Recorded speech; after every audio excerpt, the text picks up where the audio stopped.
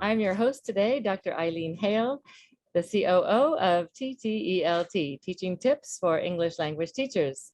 And we have a wonderful guest with us today who's a returning speaker, Luciana Luzada, originally from Brazil, but currently living and working in Germany, teaching both English and Portuguese. Luciana has been so active with our organization, TTELT, that she earned herself a scholarship this year to participate in the TESOL International Conference. And although she was in Germany, she was able to participate virtually in the conference. So welcome, Luciana. We're so happy to have you join us today. Yeah, hello. Hi, how are you doing? I'm great, thanks. How are you? Yeah, I'm happy to be here again. Yes, lovely to have you back. And today we're going to be talking about the impact of professional development in our lives as educators, particularly related to conferences, not only in this one case, the TESOL International Conference, which you were so wonderful to participate even in our session virtually, as well as professional development for yourself. So we wanted to ask you about your experience attending this conference in particular, and then we can also discuss any other conferences for our listeners. But first, starting off with TESOL International Conference, can you share with us what it was like attending this conference this year and participating virtually? Yeah, well, first of all, I have to thank you very much for the scholarship. It was wonderful. It was a surprise for me, and it was great because it was my first time at a conference, a TESOL conference. So it was great. It was really nice, but it's a huge conference, right? So we have so many speakers and presenters and so many interesting things. Whoa. And so we have, I think we have 4 days, right? Yeah, 4 days, and so many different people with interesting topics, interesting seminars, things that are really interesting to listen and to learn from. So we tend to, be a little bit lost. So we have to take a look at everything and schedule everything very, very correctly ahead of time, so we can really find our path during the conference. But it was great. Yes, I agree with you. It takes a lot of logistics to attend these conferences. They tend to be a bit overwhelming, I would say, because there's so many workshops you can attend simultaneously, and choosing which ones to attend is always a challenge. So for our listeners, if you haven't attended this or other international or local conferences at this kind of scale in the past, and you have the opportunity to in the future, I would highly recommend really take time to review the schedule in advance of the conference and circle and highlight the sessions that you're really interested in, because oftentimes there's all things that happen. Sometimes they get canceled and you need a backup, or sometimes there's 2 simultaneously that are happening simultaneously and you don't know which one to go to. So you can bounce back and forth as well, which is good. And but just knowing ahead of time and planning your schedule is really important. What else what are your takeaways from the conference that you might share for our listeners? Yeah, I just would like to point something out, because you said we have to prepare and take a look what we want to attend or not. This is something good when we have an online conference or seminar or something like that, because usually we have the recording, so you can take a look and watch it later. So for seminars and workshops that are happening at the same time, we don't have this pain of having to choose one or the other, because you can be at the right time and attend one, and then later on you can watch the recording. And I think it's fantastic. This is something good when we have online conferences. My takeaway from the conference in general is that we have so many things to learn. It doesn't matter how many years you are teaching or you are in this area, we always have something new to learn. And I think it's fantastic because it keeps your motivation, to keep going and teaching and learning. Teaching and learning, for me, they are kind of the same thing, just the other side of the coin. So we teach and we learn and apply and teach again and make it better, improve some aspects. And I think This was really good. And of course, we had speakers from different parts of the world. And this is also interesting because we have different realities. So we get out of our standpoint, you know, and you see that we have different realities. And I think it's also important because many times our students also have different realities. So we are not fixed in this point of view, and so everything happens this way or everything is perfect. We also have problems. And I attended a workshop and they were talking exactly about that, how to teach with technology during the pandemic when you don't have technology or when the technology is not the best one. And it was fantastic because it's exactly what I told you. We tend to think, okay, everybody has, I don't know, laptop, wonderful internet connection, this and that. But sometimes in other parts of the world, we have different realities and we have to adapt. And it was great. It was really good. I totally agree. Learning from others around the world, like Luciana mentioned, keeps us all motivated. And as you said, we always have new things to learn. And I think it's like anything, whether in technology, whatever field of the world you're in, if you're a doctor, you always need to be up to speed, if you will, on the latest methodologies, the newest inventions, even within education, the newest apps that I heard one speaker from India who had created his own language app and was discussing how it worked. And I was very interested because I was like, how is this different from all the other language apps that are out there? So yeah, there's always new things to learn from people around the world and how language is being taught in their contexts globally and locally.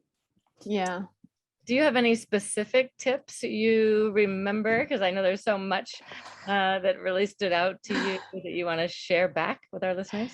Yeah, well, not exactly a tip, but well, I think it's even available if you go to YouTube. There is this call section inside TESOL, and they had wonderful workshops and presentations. Well, I like this area, so using technology to teach languages, and they had really interesting presentations. And I had the opportunity to attend two about Gemboard, and it was great because I think I was using Gemboard in such a predictable way.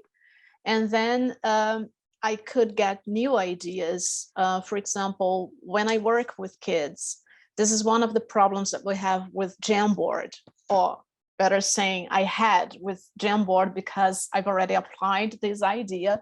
Usually, you don't have a lock. So if you put things on your board, on Gemboard, and you know how kids are, and they click here and there and your Gemboard is destroyed, let's say like that, because they move everything around. And then I knew I could upload a photo or anything, a graphic, let's say like that I had previously prepared. But I thought, okay, but it's not interactive. And then exactly during these presentations, I got the idea of how having my Gemboard beautiful, so nobody moves anything, but it's interactive. So it was really great, a really good tip. And I've already applied in all my Gemboards at the moment because it's very practical. Wonderful. That's one of the great aspects of attending these conferences, is discovering new tips that you can apply right away in your classrooms. So advice you have, Luciana, for our listeners for attending other upcoming conferences, whether they're regional or international, what suggestions, advice would you offer to our listeners to get involved in professional development conferences specifically?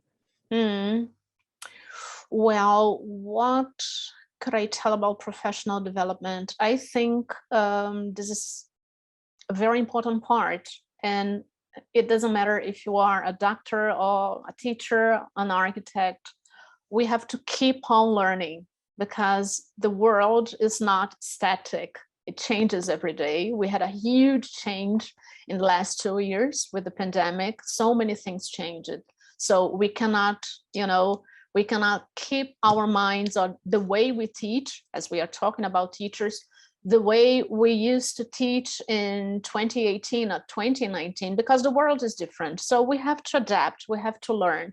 So professional development, it doesn't matter if you are doing something face-to-face or online. I think it's important. But talking about conferences or seminars and all these types of events we have, I think it's important to choose maybe 2 or 3 areas or topics that you think it's interesting for you, for your career, for the way you teach, and really take a look. If you have something in this particular conference talking about those topics, because if you just say, okay, I'm going there and yeah, I'll do this or that, you get lost.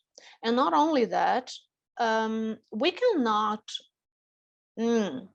we can, but if we just put our attention in so many different areas, I think we tend not having attention in any of them, if you know what I mean.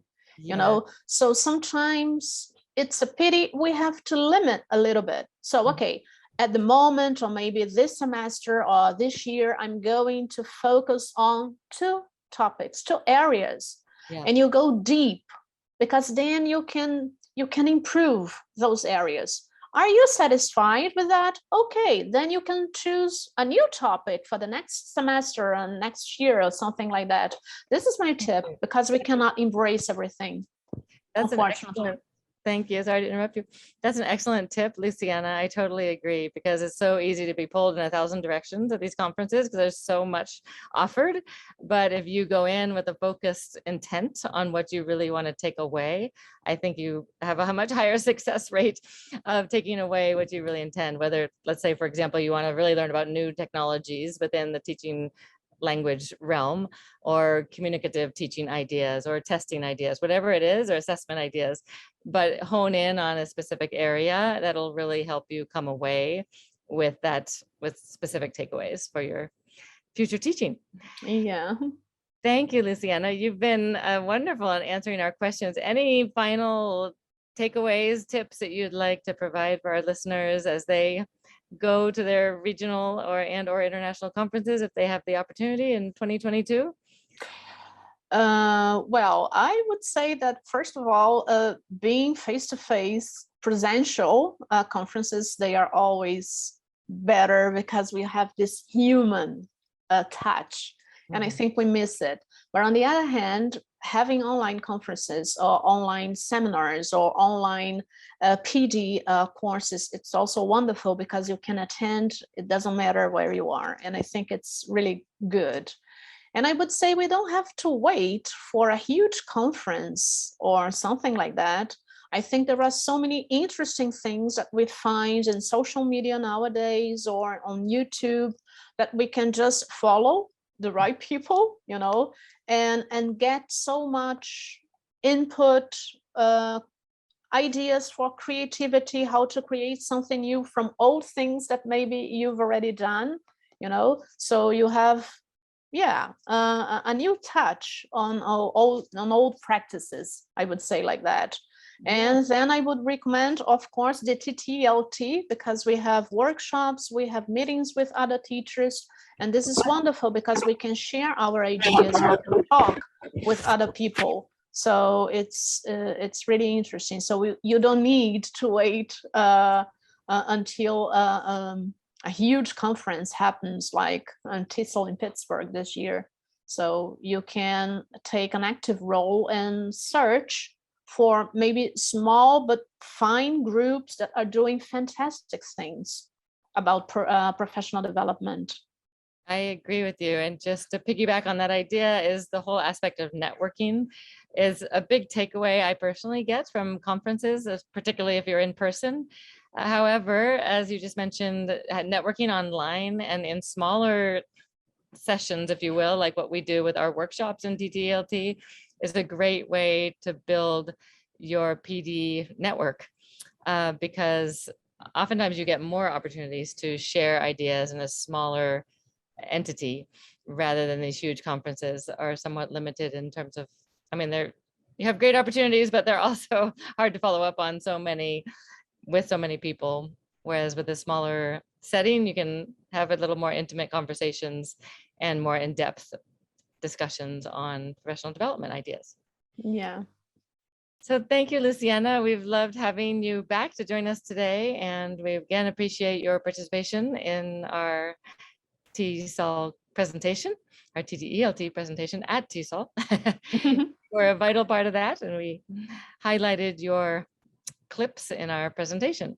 Oh, So thank you again for your time today. And we look forward I thank you. All right, have a wonderful the rest of your day. Thank you very much. It was a pleasure to be here again.